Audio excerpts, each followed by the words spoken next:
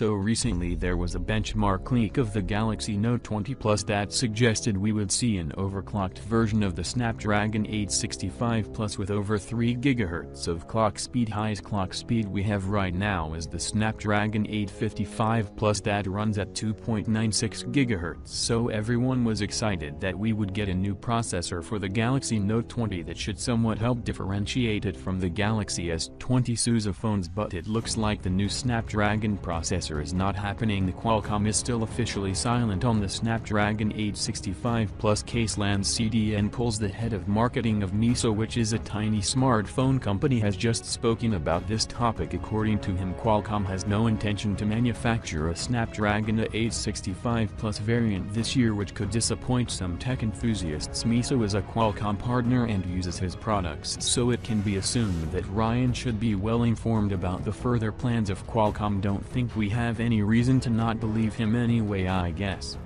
This is good news for the Exodus users because there's already around 10 to 20% difference between the Snapdragon 865 annexing us 990, and if Qualcomm releases 865 Plus this year, then the difference will only widen and will test the Exodus users even more. Also, there was a report a few days ago that Samsung is making a 5mm Exodus chipset for Google for use in Pixel phones and other devices, and it was mentioned that they would release this new chipset later this year, but only part of that was true. I mean, we have more information with code names to suggest Samsung and Google are indeed working together to create a Exodus in those chips, but it won't launch this year. Information suggests we could see this happen next year. This chipset will be built on 5nm process and will use our install cores instead of Mongoose cores, which were one of the biggest reasons for the Exodus processor phones to have interior battery life. Additionally, Samsung has even partnered with AMD to bring Radeon GPUs. Was chipset means